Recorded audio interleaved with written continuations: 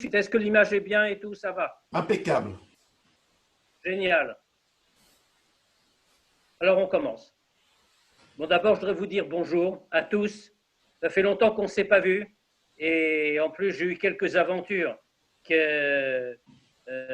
m'ont un peu écarté du circuit, on va dire. Mais Baruch Hashem, nous sommes maintenant de retour et on peut se voir et même miracle de la technologie, on peut même se parler. Alors c'est précisément pour ça. Vous avez vu que j'ai pris un titre de conférence qui est finalement très général. De quoi allons-nous parler? À quoi allons-nous réfléchir? Nous nous préparons au dernier jour de Pessah. Alors évidemment, c'est quelque chose qui pourrait sembler très général. Évidemment, on se prépare au dernier jour de Pessah. Mais que fait-on d'autre? Mais cette année, nous vivons une année très spéciale. Nous vivons une année spéciale parce que le Pessah que nous traversons se trouve, comme on dit en bon français aujourd'hui, en situation de confinement. Alors c'est très paradoxal. Il est en confinement et puis on est en train de nous parler de la liberté de Pessah. On sort de toutes les limites, on sort de toutes les contraintes, de toutes les limitations. Mitzraïm, Metzarim, on le sait très bien. Alors au moment où on nous dit qu'il n'y a plus de limites et que nous sommes libérés de tout, voilà qu'à ce moment-là, nous ajoutons, ah oui, mais voilà, ne sortez pas de chez vous et surtout, ne bougez pas trop. Comment est-ce qu'on peut vivre tout cela ensemble? J'imagine que cette question-là, nous la sommes tous posée. Alors, on va essayer d'y réfléchir un petit peu et de voir comment, à partir de là, et après avoir vécu tout cela et continuer à le vivre, comment est-ce qu'on peut maintenant parvenir au dernier jour de Pessah et qu'est-ce qu'ils peuvent représenter? Alors, on le sait. Pessah, effectivement, ça a sorti toutes les limites. À quoi est-ce que nous sommes invités cette année? À le vivre de manière plus profonde. Habituellement, que faisons-nous? Bien, nous suivons ce que nous dit la Haggadah, nous étudions les sichot et nous regardons et nous disons, ben voilà, nos ancêtres sont sortis d'Égypte. Il est écrit que de la même manière, chaque homme est tenu de se considérer, chaque jour, dit-on, comme si lui-même était sorti d'Égypte. Et c'est avec ça que nous vivons la fête en réalité. Mais si on l'analyse, est-ce que nous prenons cela au sens réel, au sens plus que premier, au sens qui dépasse l'apparence? Oui, la fête de Pessah, ce n'est pas seulement la libération matérielle et historique, ce n'est pas seulement une commémoration. La fête de Pessah, c'est autre chose. La fête de Pessah, c'est quelque chose qui doit nous prendre tout entier. Et précisément, parce qu'aujourd'hui, nous sommes réduits à des limites, on va dire, sanitaires. C'est pour cette raison-là que nous devons être encore plus libres que d'habitude. Nous avons deux exemples. Le premier exemple dans l'ordre historique, on va dire, dans l'ordre chronologique. Le premier exemple, c'est celui du rabbi précédent, qui n'a rien à voir, bien sûr. Lorsque le rabbi précédent a été condamné à l'exil en URSS par Marshall Staline, on connaît l'histoire. Le rabbi précédent donc partait pour l'exil à Kostroma et nul ne savait quand il reviendrait, quand on le reverrait. Alors, du train d'où il devait partir, sur le quai de la gare, les chassidim s'étaient réunis, ce qui au passage était un véritable Messirut Nefesh, un véritable sacrifice de soi pour la raison simple, c'est que les agents du KGB étaient là, dans la foule, et ils notaient qui était là. Tout le monde le savait. Mais les chassidim n'avaient pas voulu laisser partir leur rabbi sans le voir une dernière fois. À l'époque, on ne savait pas que l'exil n'allait durer que quelques jours. Ils pensaient peut-être, Rav Shalom, ne jamais le revoir. Alors le rabbi précédent se met à la vitre, à la fenêtre du wagon qui l'emmène. Et il dit aux chassidim ces quelques mots qui sont restés gravés dans les mémoires et dans les consciences. Il leur dit, Dieu n'a envoyé que nos corps en exil. Notre âme est toujours libre. Nous sommes un petit peu dans la même situation aujourd'hui. Certes, notre exil, c'est comme physiquement restreint. Nous sommes tous en galoute, c'est évident. Mais la galoute, c'est encore plus restreint. Vous vous rendez compte? On n'est même pas autorisé à sortir de chez soi, au moins en France. Et en tout cas, pas très loin.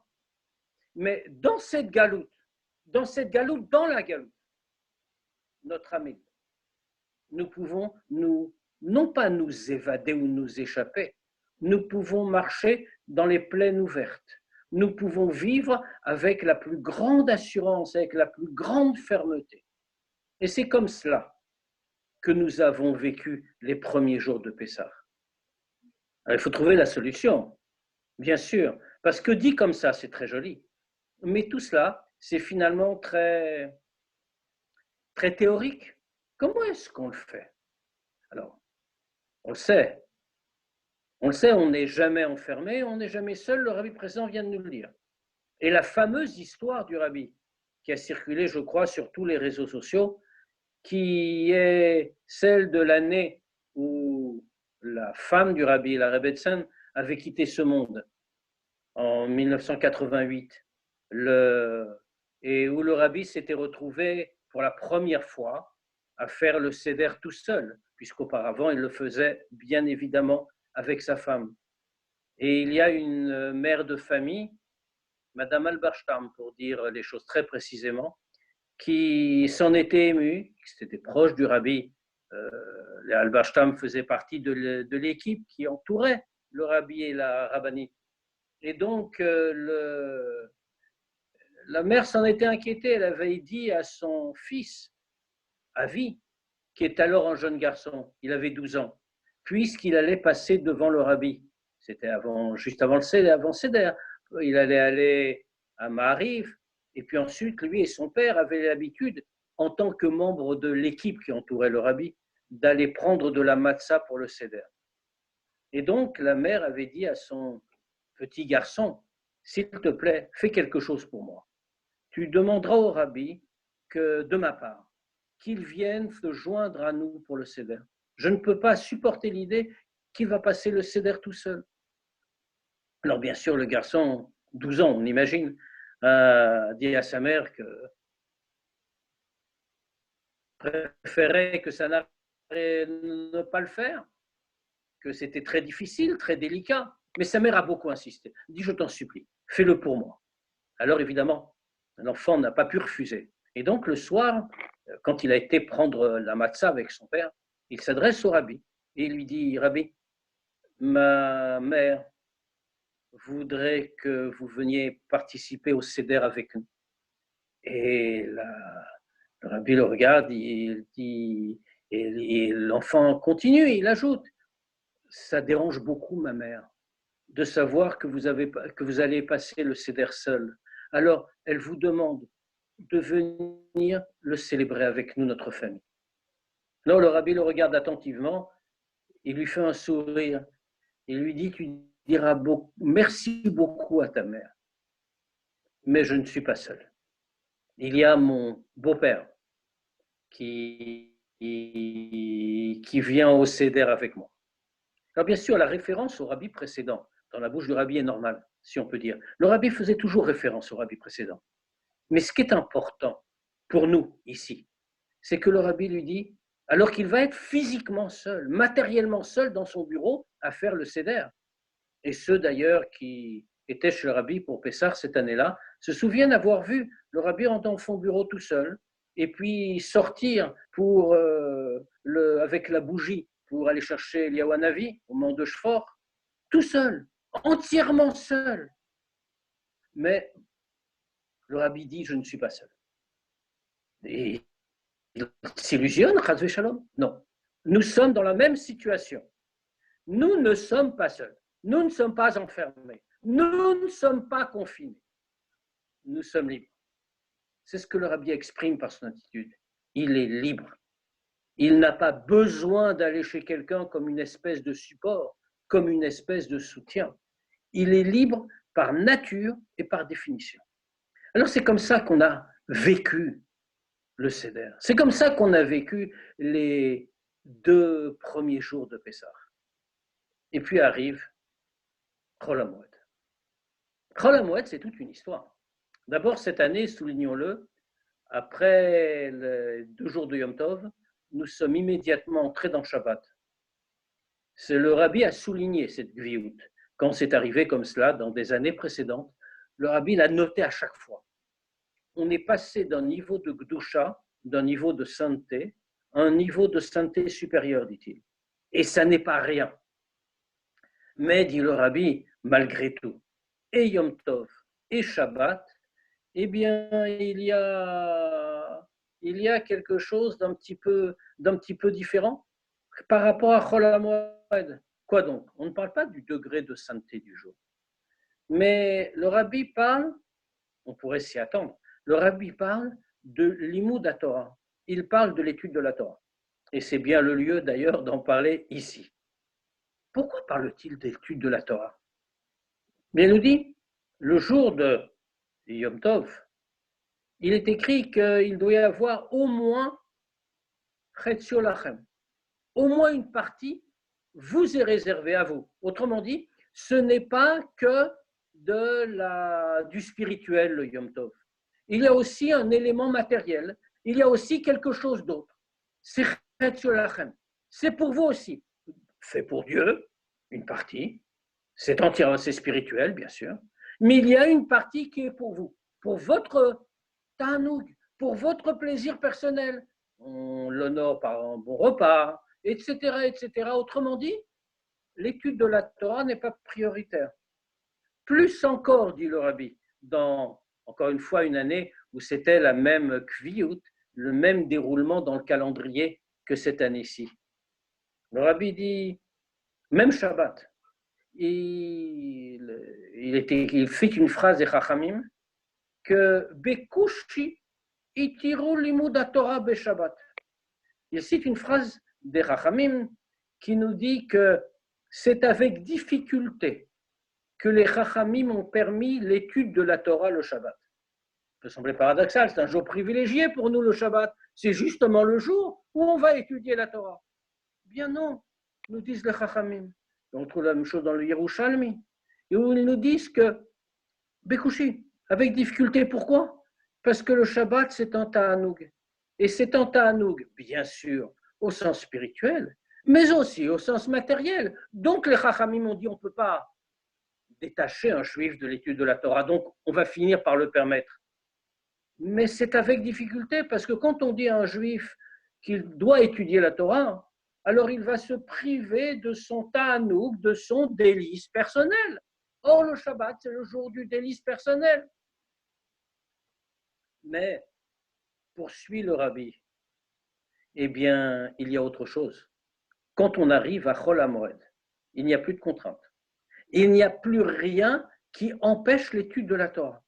Et donc, le Chol HaMoed est le jour privilégié de l'étude de la Torah. D'ailleurs, on le voit bien, puisque toujours, pendant Chol HaMoed, le rabbi a demandé de faire un Kinous Torah, d'étudier la Torah en public.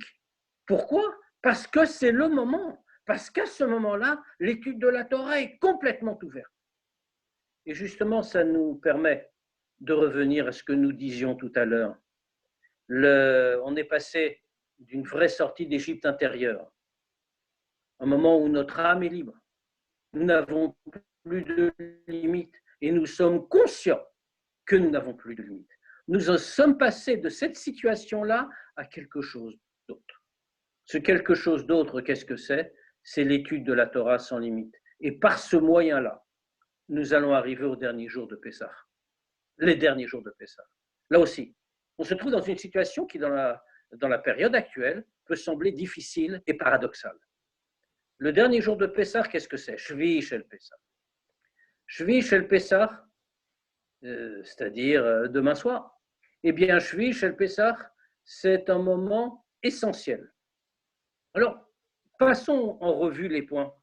Shvi Shel Pessah, on le sait, c'est dans le calendrier de la sortie d'Égypte, le moment où les Juifs ont traversé la mer. C'est-à-dire que la mer s'est ouverte et que les Égyptiens ont été engloutis. Au sens traditionnel, au premier sens. Pourquoi est-ce un grand jour? Parce que la sortie d'Égypte arrive vraiment là. La sortie d'Égypte n'était pas encore totalement réalisée. Pour quelle raison? Bien, les Juifs étaient bien sûr sortis d'Égypte, mais sortant d'Égypte, ils étaient encore sous le contrôle du pharaon. N'oublions pas ce que nous dit le Chumash, ce que nous dit Rashi. Eh bien, Rashi nous dit que lorsque les Juifs quittent l'Égypte, le pharaon envoie avec eux des hommes, il envoie avec lui des gens, avec le peuple juif, des gens qui vont les suivre pour garantir qu'au bout des 3 jours qu'ils ont demandé, ils vont revenir en Égypte. Autrement dit, même libres, même après le soir de Pessah, les Juifs sont encore sous le contrôle et sous la domination du pharaon. En réalité, la sortie d'Égypte n'est réelle et intégrale qu'à Shvish Pessah, au 7e jour de la fête, lorsque nous traversons la mer, ou plutôt lorsque la mer s'ouvre, que nous la traversons et que les Égyptiens s'y engouffrent à la suite du peuple juif et sont engloutis. À ce moment-là, nous sommes libres. Mais bien sûr, ça, c'est le premier sens. Il y a un sens beaucoup plus profond de l'ouverture de la mer. Lorsque la mer s'ouvre, c'est tous les degrés du spirituel qui s'ouvrent. Jusqu'au plus haut, lorsque la mer s'ouvre, le Midrash nous rapporte que toutes les étendues d'eau dans le monde se sont ouvertes en même temps pour faire savoir au monde entier que Dieu faisait un grand miracle pour son peuple. Mais à ce moment-là, que se passe-t-il? Afachiam le Yabasha. Dieu a transformé la mer en terre sèche, puisqu'il l'a ouverte et que les Juifs ont traversé à pied sec. Le Zohar nous dit, la Chassidoute le cite, que l'eau représente Alma de Itkassia, le monde caché. La terre représente Alma de Itgalia, le monde révélé. Qu'est-ce que ça signifie? Alma de Itkassia d'abord, le monde caché. Bien, c'est l'eau parce qu'on le voit dans le monde aquatique, tout est caché, tout est un seul monde recouvert par l'eau. On ne voit pas les choses individuellement. Alma de Itgalia, c'est ce qui apparaît à tous. C'est la terre sèche, la terre révélée, la terre que nous connaissons, où chacun a une individualité particulière. Entre les deux, il n'y a normalement pas de passage. Il y a les degrés de Alma, de Itgalia, le monde révélé, c'est celui où nous vivons. Il y a les degrés de Alma, de Itkassia, ces degrés spirituels qui nous dépassent infiniment. Pas de rapport. Au moment de l'ouverture de la mer, c'est cela qui se passe. Alma de Itkassia, le monde caché, la mer, s'ouvre. Et tout devient, Alma de Itgalia, tout devient visible, tout devient révélé. Cela n'est pas vrai seulement dans le monde matériel, mais c'est vrai dans tous les degrés du spirituel. C'est dire que Shvish el Pessah, le moment du 7e jour de Pessah, cette nuit-là, où l'ouverture de la mer se passe au petit matin, est une nuit particulière.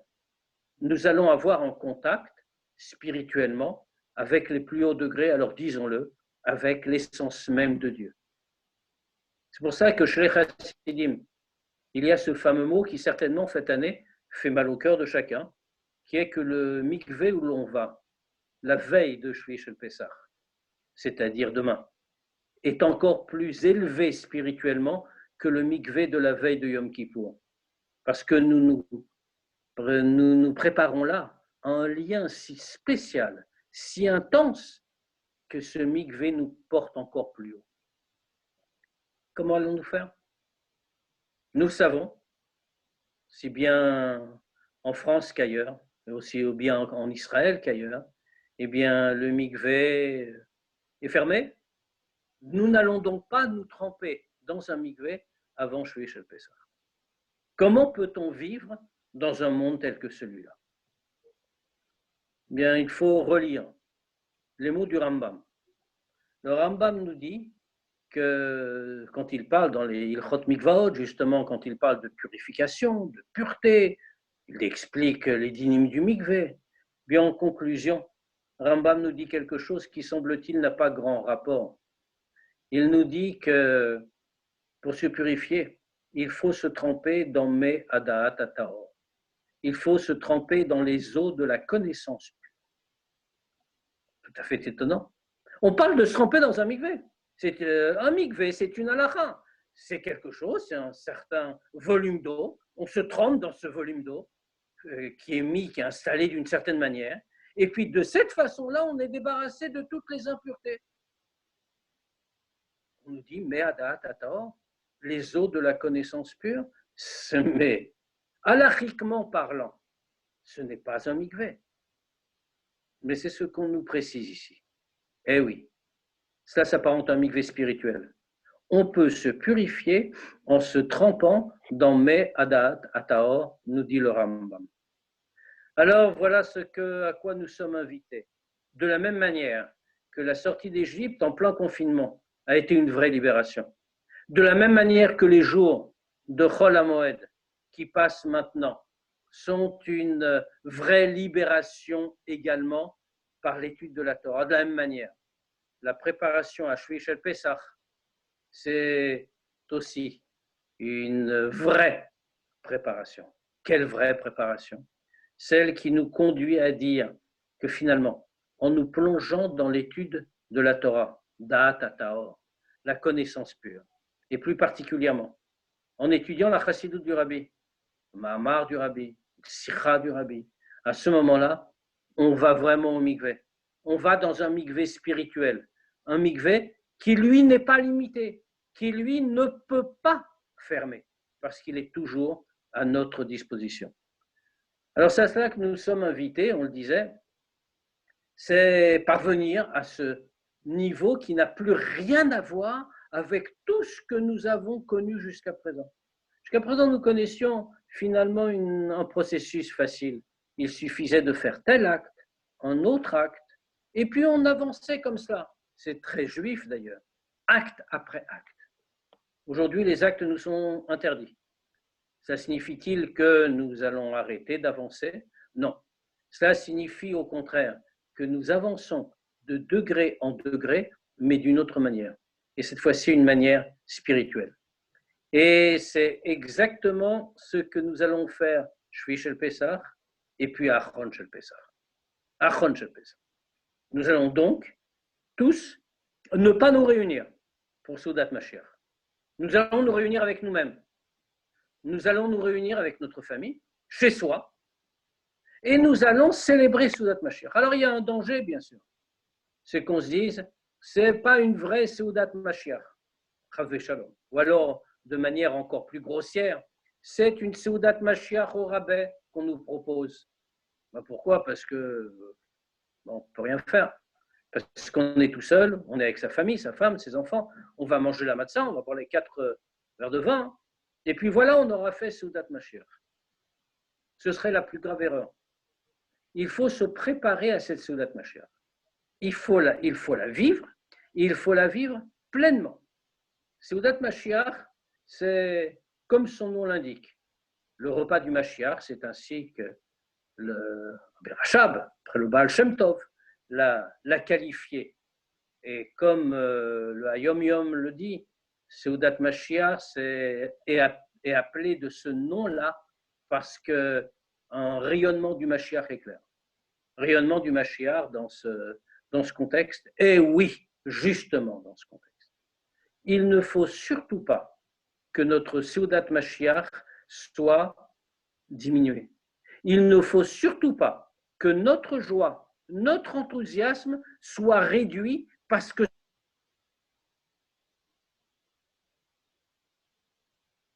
période que nous vivons nous conduit à sortir de nos habitudes.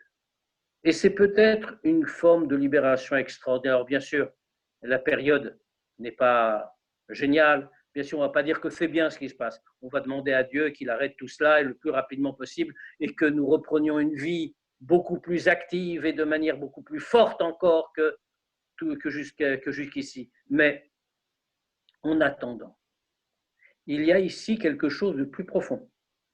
Nous ne sommes pas limités. Nous sortons au contraire de nos habitudes. Auparavant, mais tout était si simple. On faisait Pessah, on était libéré, on allait à la Shul, on allait au mikvé, Shvi Shel Pessah, on y allait même tous les jours, mais Shvi Shel Pessah, on lui donnait un sens plus grand. Et puis on allait à la choule pour veiller toute la nuit de Shvish el-Pessah, puisqu'il s'agit de la préparation à notre rencontre avec Dieu, avec l'essence de Dieu, quand la mer va s'ouvrir.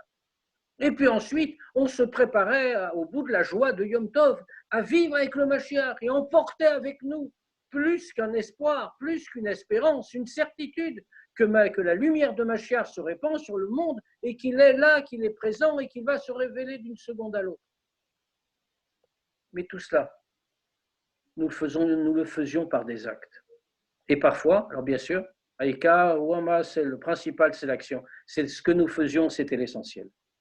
Et cela, nous pouvions le prendre comme cela, en le faisant vraiment de tout notre cœur, mais en le faisant de manière uniquement matérielle, parce qu'on se rendait quitte par l'acte, comme le Shulchan Aruch nous l'indique. Et voilà que maintenant on nous dit l'acte n'est plus possible de la même façon. L'acte est limité. Alors il vous appartient de sortir de vous-même, sortir de vos certitudes que l'acte suffit. Il faut maintenant le prendre à l'intérieur de soi. Ah, vous voulez être libre? Alors libérez-vous à l'intérieur. Ah, vous voulez voir Dieu, Shvish el-Pessah?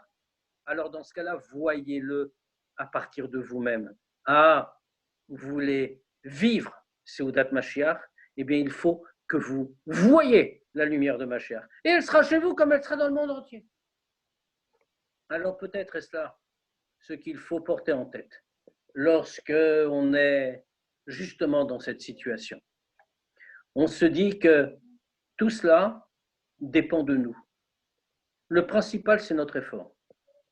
Et finalement, il n'y a rien de plus chabad que cette idée. On connaît l'histoire. Un jour, un chassid emmena son fils chez le Tzemar Tzedek. L'histoire est très célèbre. Il emmena son fils, le Tzemar Tzedek. Son fils était un petit enfant, un petit garçon.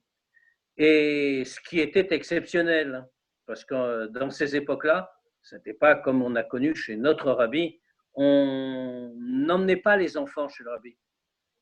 Le rabbi, c'était fait pour les chassidim, c'était fait pour ceux qui avaient une certaine compréhension spirituelle des choses, mais un petit enfant, il était seulement au stade de chinour, on était en train de l'éduquer, donc on ne faisait pas pour lui de telles choses. On attendrait qu'il grandisse un peu. Mais ce chassid-là a voulu emmener son fils chez le rabbi. Et donc, il est allé chez le Tzemar Tzedek. Puis, il est entré en Yechidout avec son fils. Et quand il est entré en Yechidout, il a demandé une bracha particulière pour son fils. Il a dit au rabbi, il a dit au Tzemar Tzedek, Rabbi, je voudrais que mon fils se souvienne de tout ce qu'il a vu ici. De cette manière-là, alors il sera automatiquement en chassid. Quand le rabbi, quand le Tzemar Tzedek a entendu cela, alors il s'est levé d'un bond de sa chaise où il était assis, il raconte l'histoire, et il a dit, au chassid, mon grand-père, c'est-à-dire l'Admour Azaken, mon grand-père s'est battu pour qu'il n'y ait pas de chassidim automatique. Et toi, tu demandes que ton fils soit automatiquement un chassid. Autrement dit, être un chassid, être attaché au rabbi, vivre chaque moment de l'année comme il faut les vivre. Eh bien, tout cela, ça demande un effort personnel. Et on ne peut pas y parvenir si on n'a pas investi cet effort personnel. Lorsqu'on vit une période classique, eh bien, à ce moment-là, on se dit que finalement tout va bien. L'effort est là, on a fait l'effort de Pessah, on a fait l'effort de l'action. Mais lorsqu'arrive un moment comme celui-ci, où l'effort de l'action n'est plus suffisant, alors on nous demande nos ressources intérieures. Et comme on l'a dit, c'est finalement l'approche privilégiée de Chabad. Nous allons vivre les derniers jours de Pessah parce que nous nous sommes préparés en étudiant la Torah du Rabbi, parce que c'est Chol HaMoed, parce que c'est le mikvé qui est remplacé, comme dit Rambam, par Me'adat HaTaor, les eaux de la connaissance pure. Et nous allons le vivre parce que nous allons le vivre intérieurement. Ah, bien sûr, c'est plus difficile. Mais c'est pour cela que c'est plus grand. Sortir de l'habitude est toujours une chose extraordinaire. C'est ce qu'ont fait les Juifs à Pessah, du reste. Ils ont tout laissé derrière eux. Et comme le dit le Shirachirim, Dieu dit « Je me souviens de ta jeunesse ». Le bien-aimé parle à la bien-aimée. L'Echter hararai bamidbar, beretz lo zroa. Quand tu m'as suivi dans le désert, sur une terre stérile, et en abandonnant tout, en sortant de ce que nous étions. Spirituellement, c'est ce que nous venons de faire. Sortir des limites, sortir d'exil, c'est aussi sortir de soi. Alors, lorsque nous sortons de nous-mêmes, et lorsque nous avançons comme ça, bien, nous vivons un vrai Pessah de libération. Et quelles que soient les contraintes extérieures, elles n'existent pas. Elles n'existent pas parce que nous sommes intensément libres, profondément libres. Nous sommes libres et de cette manière, nous pouvons attendre le Mashiach. Qu'est-ce que le Mashiach? Comme il est écrit, Yale aporetz lefanenu. C'est le briseur de barrières va monter devant nous. Eh oui, briser les barrières de l'habitude, briser toutes les limites de l'habitude. Et ainsi, nous pouvons vivre véritablement la libération. Donc voilà, c'est ce que je voulais vous dire ce soir. Je ne peux pas rester très longtemps avec vous parce que j'ai une réunion qui suit derrière. Mais si vous avez des questions, bien sûr, je peux y répondre. Oui, alors il y a déjà un message que plusieurs personnes m'ont demandé, donc je voulais te le communiquer. Bon, donc Rachel, maintenant, ça va, la santé s'arrange. Et donc, voilà, des gens m'ont dit, ça fait déjà 20 ans qu'on a l'habitude de notre cours de Tania, lundi, jeudi. Et bon, il y avait quelques personnes à ce cours-là. Bon, moi, j'y étais pas tout le temps, là, mais voilà. Et donc, ils demandent à ce que, après Pessah, après la Moël, même si c'est que le Tania et pas le jeudi, lundi, mais que tu reprennes ça. Non, j'avais pensé. On va fixer sans doute un horaire, mais on en reparlera. Mais le lundi soir, on fixera un cours de Tania. Pour ma première reprise de contact, je voulais qu'on parle de ça. Je voulais qu'on parle de ça pour tout le monde, parce que vraiment, c'est une chose qui me tient à cœur, et surtout après ce que j'ai traversé, c'est quelque chose qui me tient à cœur. Mais maintenant, nous allons reprendre sur une base plus régulière, tant en tout cas que nous sommes dans cette situation. Nous allons reprendre l'étude du Tania là où nous en étions, et de mémoire, mais il faut que je vérifie, c'est aux alentours du chapitre même. Oui, ben, c'est ce qu'on fait en ce moment, tous les matins. Exactement. En plus, ça tombe avec ce que nous faisons en ce moment. Mais on va en reparler. Mais Bezrat Hashem, dès lundi prochain, on recommencera le Shiur Tanya. Monsieur Rothstein voudrait te poser une question. Donc, j'active son micro. Shmuel. Bonjour. Oui, tu m'entends, Chaim? Oui, et je te vois même. Bon, super. Est-ce que tu penses reprendre le cours de Torah Or le dimanche matin ou pas? Non, une idée, pourquoi pas. Écoute, on va commencer par le Tanya. On va voir. D'accord. Il y a eu plusieurs personnes qui m'ont demandé s'il y avait le cours qui reprendrait par Zoom. Il y a quelques personnes qui le demandent, pourquoi pas. Ah, merci de me l'avoir demandé. J'avoue que je n'y avais pas pensé, mais on peut le reprendre. On va commencer par le Tanya et ce sera annoncé par le coordinateur en chef général. Ah bon? Ok, merci. Maurice Belaïch a une question à poser. Vas-y Maurice, à toi. Ah oui, non, mais moi je voulais dire que même après le confinement, on peut continuer les cours comme ça. Hein. C'est quelque chose qui peut être intéressant pour nous aussi en Israël. Je suis d'accord. D'abord, il y a plein de shiurim, j'imagine, en Israël. Mais oui. Deuxièmement, c'est surtout que les heures en question sont occupées par les shiurim que je donne à la choule, comme tu sais. Ah. Donc, s'il y a des horaires, pourquoi pas? Mais par exemple, si on fixe un shiur Tanya, je ne sais pas, je dis n'importe quoi, à 20h, ben à 20h30, moi j'ai un shiur Tanya à la choule. Ah, effectivement. Voilà, donc, on pourra trouver un créneau pour un shiur par semaine, peut-être. Ouais, voilà, si Dieu, ouais. En tout cas, ça me fait plaisir de te voir en bonne santé. Baruch Hashem. Qu'on reste tous en bonne santé et qu'on ait tous des... Amen. Une question de Monsieur 770, je n'ai pas son nom. Comment devient-on un chassid? Donc tu sors 3 livres, là, non? 4 livres.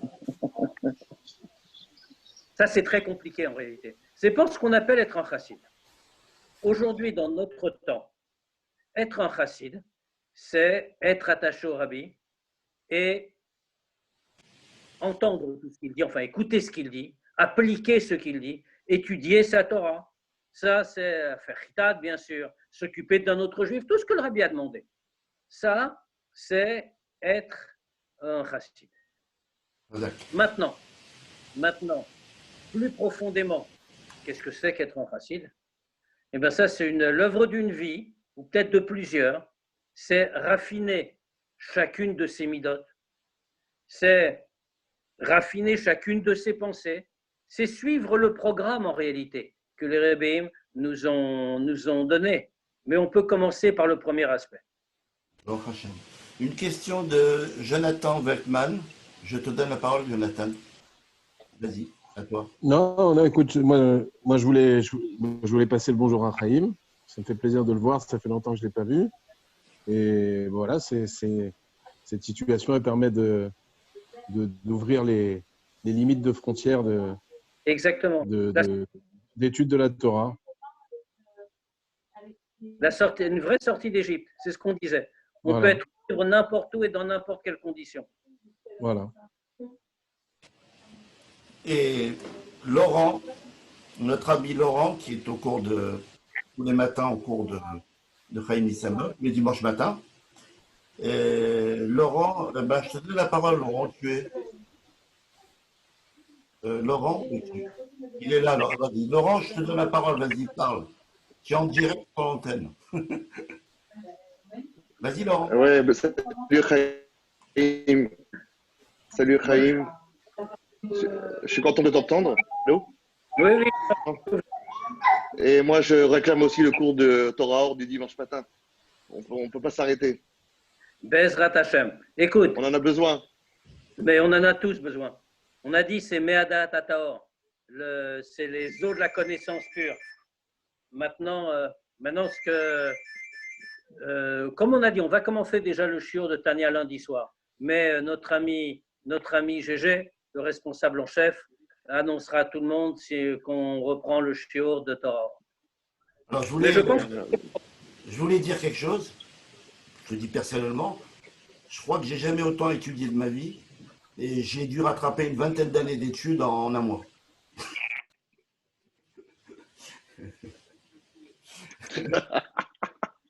Bon, d'abord, je vais te décourager un peu, hein, parce que l'étude, ça ne se rattrape jamais.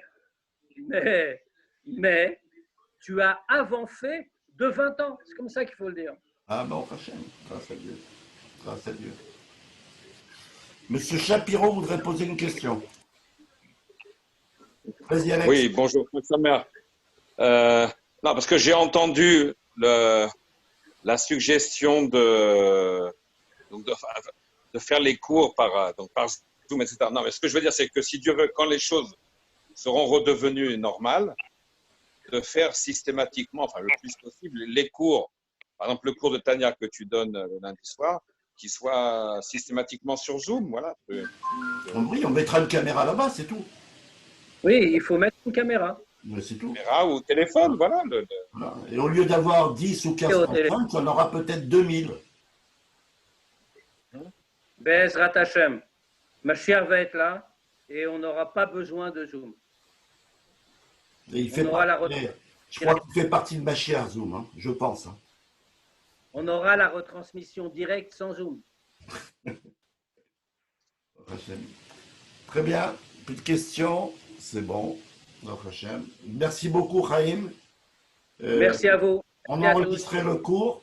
Et donc, tous ceux qui veulent le cours, ils pourront le réclamer. De toute façon, il sera sur YouTube, parce que j'ai ouvert une chaîne sur YouTube.